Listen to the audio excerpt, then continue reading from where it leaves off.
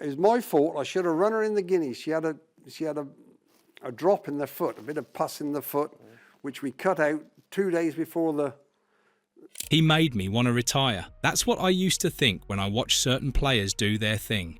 And today, I'm going to walk you through the 8 footballers who made me feel that way the most. Not the biggest names necessarily, not the ones you'd expect. These are the 8 that defined football for me, the ones who represented everything the game should be. You see, I've lived 2 completely different lives. First as a striker in the 1970s, running around with my arms like windmills at Southampton, chasing World Cups that never came. Then as a trainer with thousands of winners at West Ilsley, learning to spot what's real and what's just show. And through both of those lives, certain players stuck with me. They showed me what football could be when it was played right, when it meant something. This isn't a greatest ever list. It's a personal one. It's about players who either played alongside me, taught me something, or showed me what I was reaching for but never quite touched. 8 names that matter to me more than any trophy could. So let me take you through them. The first one takes me right back to the early 1980s at Southampton. Kevin Keegan arrived at the Dell in 1980, and he changed everything. Now, Keegan wasn't the most naturally gifted player in the world, not compared to George Best or Jimmy Greaves. But that's exactly why I respect him so much. He made himself great. He didn't wait around for talent to carry him. He worked for it. People don't always remember where Keegan came from. He worked in a steelworks before he became a footballer. That's not just a nice background story. That tells you everything about the man. He had a different understanding of what work meant. When he came to Southampton, he was already a massive star. He'd won the Ballon d'Or twice. He'd been to the European Cup final with Liverpool. He'd played in Germany and proven himself everywhere. But at the Dell, he arrived with something we needed. That relentless engine that never stopped running. In the 1980-81 season, something magical happened. Channon, Keegan and Charlie George up front. We scored 76 goals. 76. We finished 6th that season, but we weren't a 6th place team. We were building something. By the next season, by January 1982, we were at the top of the league, top of the table. Us, Southampton. We held that position for 2 months. That doesn't happen by accident. That happens because you've got players willing to run themselves into the ground, and Keegan was the perfect partner for me because we understood each other without having to talk. We had this telepathic understanding on the pitch. I'd make a movement, he'd be there. He'd drop deep, I'd make the run. We ran riot against defences. Keegan was relentless in his pursuit of absolute perfection. He wouldn't accept a pass that wasn't exactly where he wanted it. He wouldn't settle for second best. That standard, that demand for excellence, rubbed off on everyone around him. The entire team elevated when Keegan was on the pitch because he demanded it. He led by example. He showed through his actions, through his tireless running, through his commitment, what it meant to be a professional at the highest level. There was this match against Watford where the pair of us, alongside Peter Shilton between the posts, just taught them a lesson. It was poetry, really, if you can call thundering around a football pitch poetry. But here's what made Keegan special to me. We shared something profound. We were both part of that lost England generation. We both wanted to play in World Cups, and we both got denied. We qualified for nothing in 1974. We qualified for nothing in 1978. The pair of us were good enough. We were certainly good enough, but the system broke around us. That created a bond. When Keegan came to Southampton, it wasn't just a fresh start for him. It was proof that we could still do it, still deliver at the highest level, even if we'd been written off. He kept running, he kept fighting. That's what I loved about him. The second player is Alan Ball. Now, if Keegan was the legs, Ball was the brain. He was my friend and one-time mentor. I say mentor because when I came into the England setup in 1972, Ball was already an established senior figure. He'd won the World Cup in 1966. He was the youngest member of that side, but by the time I came through, he was the leader. He took me under his wing. He taught me what it meant to have standards. Ball wasn't just anybody's mentor, though. He had expectations. There's this story that sticks with me. Ball and I were on a television programme together, and we criticised Tony Curry for being lazy. Now, that might sound harsh, And Curry himself has said it was hurtful, but that was ball. He wasn't interested in excuses. Talent wasn't enough if you weren't willing to maximise it. You had to work. You had to run. You had to care more than anyone else in the stadium. That philosophy shaped how I saw the game. Ball's move to Southampton in the late 1970s was a masterpiece. The manager, Laurie McMenemy, it was a stroke of genius bringing him in. Because Ball wasn't just a midfielder, he was a quarterback. He had one-touch passing that was out of this world, and his spatial awareness was something else entirely. He would dictate games. He would run the tempo, and he wasn't just moving the ball around aimlessly. Every pass had a purpose. Every movement had a reason. He knew where I was going to be running. He'd put the ball there before I'd even made the movement. That telepathic understanding I mentioned with Keegan, that radiated from Ball in midfield. He made us better because he understood the game at a level most players never reach. What I loved about Ball was his character. He had this squeaky voice and fiery temper, and he would let you know if you weren't pulling your weight. He was the conscience of the team, but he also had standards for himself that were even higher than for anyone around him. The third one is Bobby Moore. This is different territory. Moore wasn't a teammate in the same way. Moore was something else entirely. He was the gold standard, the only man to lift the World Cup as England captain. When you think of English football at its absolute peak, you think of Bobby Moore. I never played with him. I came through just after his era, but I saw him. I played against him. I watched what he did. Moore had an ice-cold temperament. That's the first thing you notice. In a physical, chaotic league like English football in the 1970s, Moore was almost metaphysical. He arrived before the ball did. He read the game like it was written in front of him, and he did it all without breaking a sweat. Literally. I come from racing now, and in racing, a horse that sweats in the paddock usually runs his race before the start. Moore never sweated. He was cool, calm, and collected. He had perfect balance, never wasted energy, never took a step he didn't need to take. What separated Moore from other defenders wasn't just his reading of the game, it was his composure under pressure. When everything around him was chaos, when the opposition was throwing everything at him, Moore remained serene. He would make a tackle look like the simplest thing in the world. He would intercept a pass with the minimum of fuss. He never panicked. He never got frustrated. He just got the job done with an elegance that was remarkable to watch. The interesting thing about Moore is the era he represented. He was the hero of 1966. He lifted that trophy. He was the standard. But by the time I came through, England was failing. We couldn't qualify for the World Cups. We were in decline.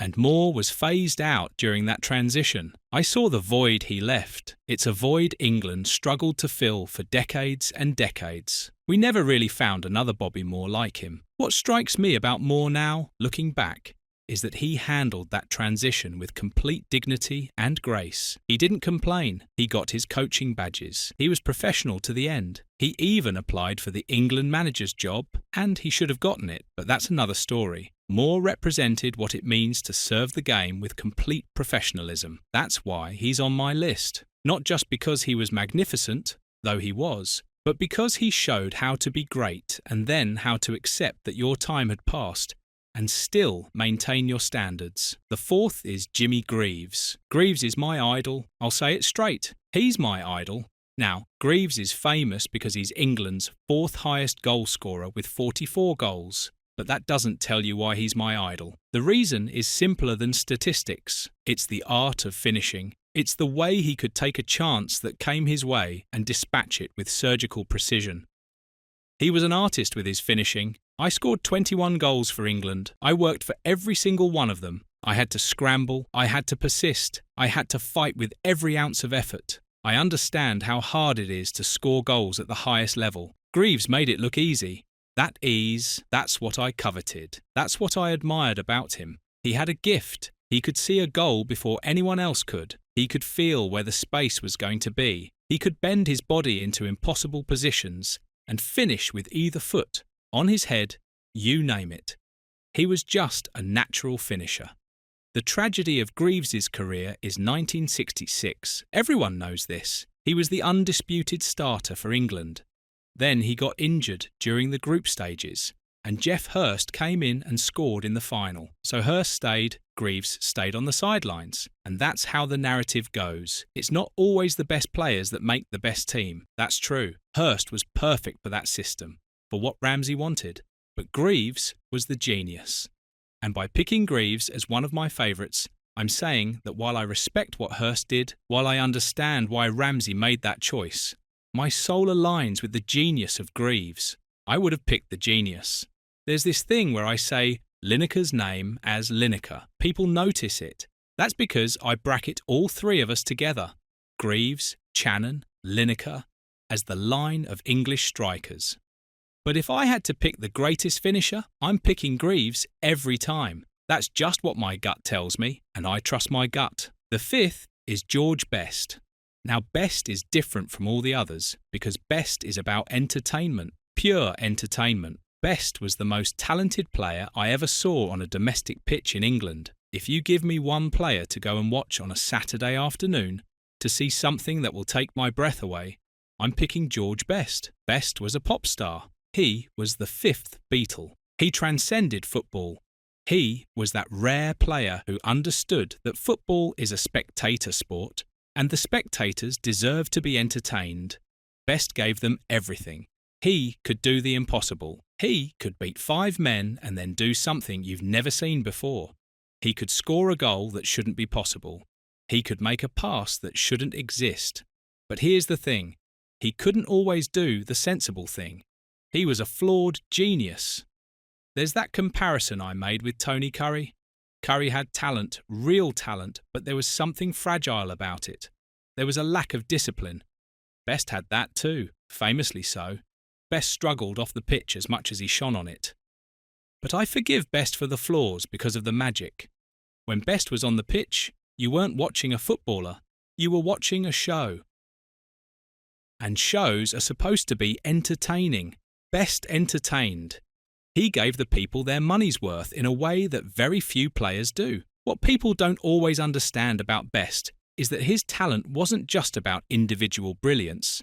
It was about his willingness to take on defenders, to not hide, to put himself in positions where he could fail spectacularly or succeed spectacularly. There was no middle ground with George Best. He either dazzled you or fell short, but he never played it safe. He never sat back and picked a pass sideways.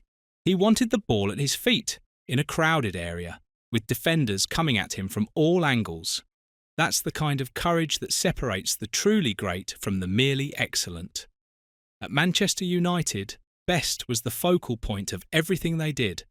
He was the guy opposition managers had to plan for. How do you stop George Best? You couldn't. You could foul him, and they did regularly. But you couldn't stop him from trying something extraordinary. He never accepted that a situation was hopeless. He never thought there was nothing he could do with a ball at his feet. That mentality, that refusal to accept limitations, that's what made him special. And here's something else about Best that matters to me. He was genuine on the pitch. Despite all his flash, despite all his style, he was never afraid of a tackle. He would get stuck in. He would defend. He would put his body on the line. So when I say he was a flawed genius, I mean the flaws were off the pitch, not in his character as a competitor. He wanted to win as badly as anyone, and he was willing to work for it. That's respect. The sixth is Pelé. Now, if I'm being honest, Pelé is the sun around which my footballing universe orbits. He's the greatest. Even among all these giants I'm talking about, Pelé stands apart. Tony Curry said it perfectly. Jimmy Greaves was his idol, but Pelé's probably the greatest. I agree. Pelé is the gold standard. What makes Pelé special is that he was complete. He had the finishing of Greaves. He had the dribbling of Best. He had the physical resilience of Keegan. He could do everything. He could score, he could dribble, he could head it, he could pass it, he could defend, he could win tackles.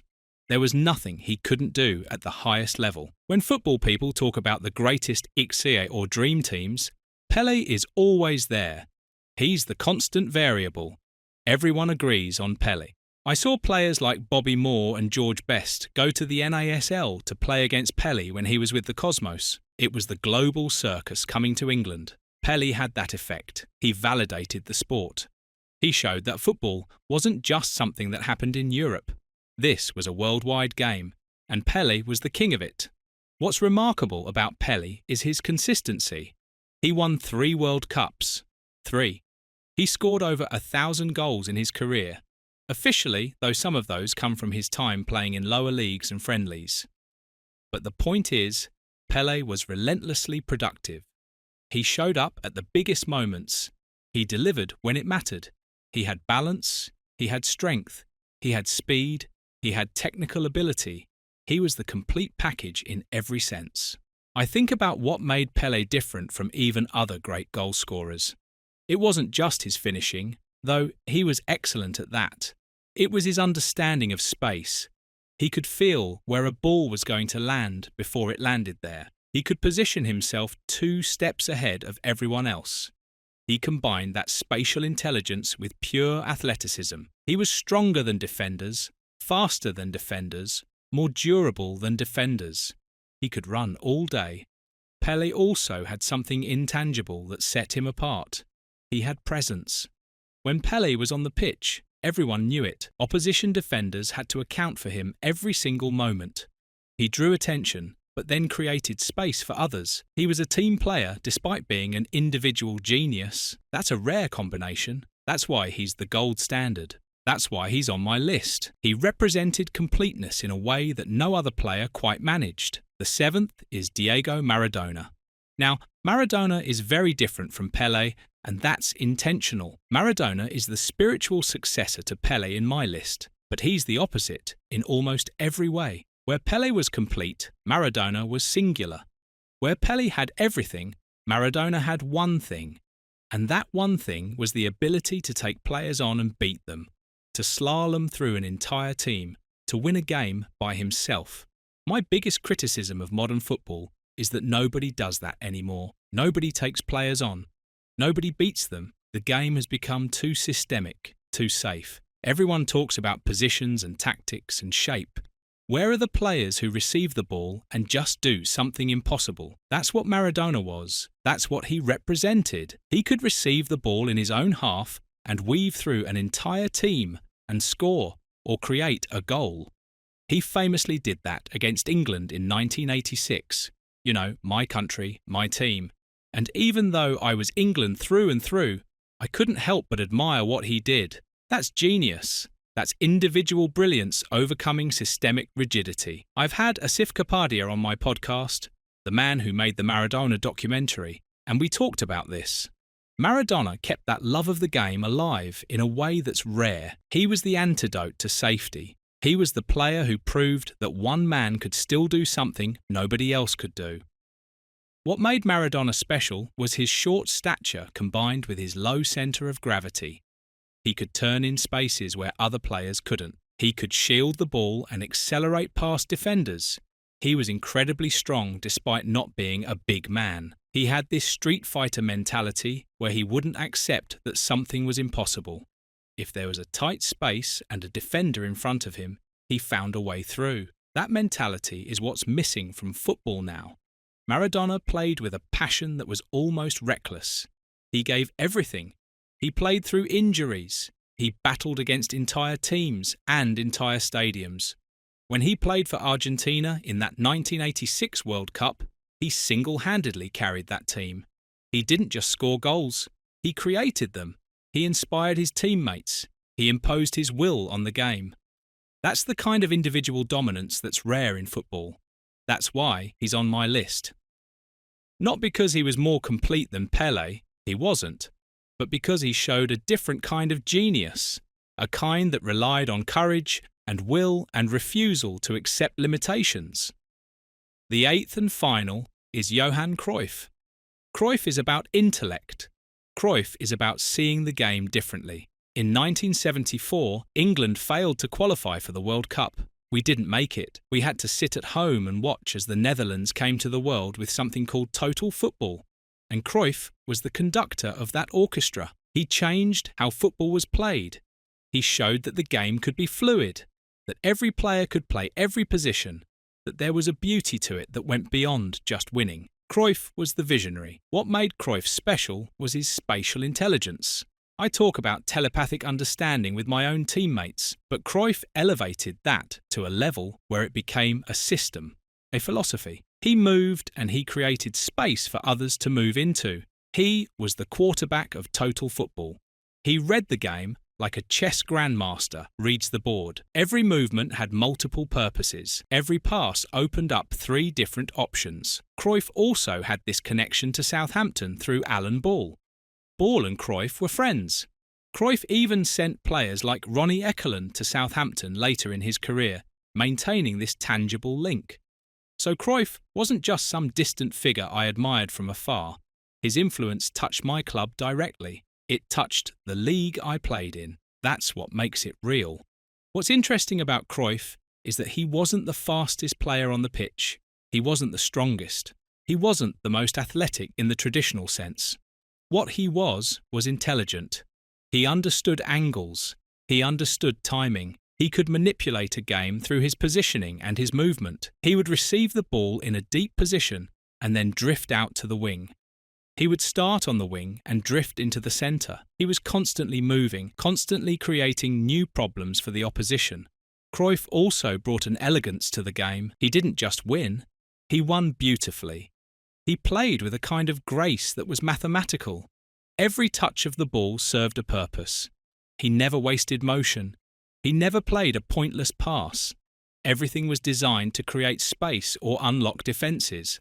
That's a rare combination of beauty and effectiveness. I think about what Cruyff brought to football, and it's profound.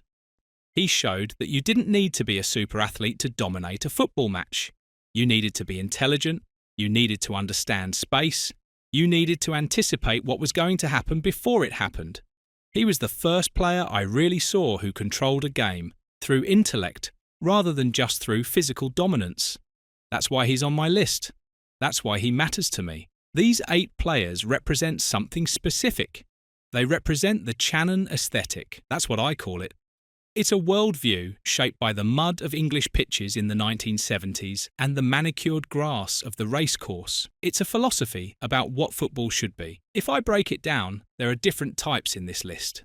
There are the workers, Keegan and Ball. These are players with high stamina, leadership, vocal presence, relentless drive. In racing, I call them stayers, horses that never give up, that win over distance. Then there are the naturals, Greaves, Paley, Best. These are the flyers in racing terms, natural speed and pedigree, born to run. Then there are the professionals, Moore and Cruyff. These are the class acts, temperament and breeding. They handle any ground. And then there's Maradona, the maverick, the colt, high energy, difficult to tame, but brilliant when you let him loose. What all 8 of them share is this. They reject safety. They reject being boring. That's my biggest criticism of modern football, and I've said this about managers like Gareth Southgate. Watching his teams is like watching paint dry. These 8, they're the opposite of paint drying. They're vibrant, they're kinetic, they're daring. Keegan didn't stop running. Best didn't pass back. Maradona didn't hide. Cruyff didn't stand still. They all had a go. That's the phrase that matters. They all had a go. They took risks. They tried to win. They didn't accept mediocrity or caution. In racing, we talk about a horse being genuine. A genuine horse shows up on the day, runs its race, is reliable. These 8 players were all genuine. They weren't morning glories. They delivered on the biggest stages. World Cups, European Cups, international matches. When the pressure was highest, they showed up. That's what makes them genuine. We also talk about class in racing. A horse with class makes the difficult look easy, handles any ground, any opposition. These 8 had that kind of class. Moore made defending look simple. Pelé made scoring look inevitable. Cruyff made dictating a game look effortless. There's something else I want to talk about, and it's melancholic. There's a sadness in this list if you look at it right. I selected Moore, who was the hero of 1966. I selected Cruyff, Pelé and Maradona, the heroes of World Cups that I missed. I was good enough to be there. Keegan and I, we should have been there. We were talented enough. But the system failed us. We didn't qualify. We were the nearly men. We were talented enough to touch the highest level, but we never quite conquered it on the international stage. That's what this list represents in some ways. Aspiration. It's the level I reached for. It's the standard I wanted to meet but couldn't quite achieve. These 8 are the proof of what was possible. They're the proof that you could be great, could be remembered, could be immortal in the game. But I also know that they're the proof of what I didn't quite achieve, what was just out of reach. This list is my tribute to the standard I reached for. It's my way of saying, these are the giants who walked the earth when I was playing. These are the ones who showed me what the absolute peak looked like. These are the ones who made me want to retire. Not because I was tired, but because I'd seen the best. When you see what Greaves could do, when you see what Moore represented, when you play alongside Keegan, when you watch Pele and Maradona and Cruyff, you understand what the absolute top of the sport looks like. And that understanding, that vision, that stays with you forever. In my second life, in the stables at West Ilsley, I look for echoes of these men in the thoroughbreds I train. I look for the heart of a bull, a horse that runs until it stops, that never gives up, that competes with everything it has. I look for the speed of a best, a colt that moves like silk, that has that natural gift that you can't teach. I look for the cool head of a Moore, a horse that never panics, that reads the race, that knows instinctively when to move and when to wait. I look for the finish of a Greaves, a horse that comes home strong, that has that acceleration when it matters. When I find one that combines these qualities, I know I have something special. I know I have a winner. These 8 players are my ultimate winners. They're the ones who never let me down. They're the ones I remember when I'm out on the gallops in the early morning mist, watching the horses work, watching them improve, watching their true nature reveal itself. They're the ones I think about when I'm trying to explain to someone what football should be, what sport should be. They're the ones who made me want to retire because I'd already seen the best, and that's the truth of it. So there you have it. Keegan, Ball, Moore, Greaves, Best, Pele, Maradona, and Cruyff. 8 names that define football for me. 8 players who showed what's possible when you combine skill, courage, and refusal to accept anything less than absolute greatness. That's my complete list. That's where you find the real answer to what matters most to me about football and about sport in general.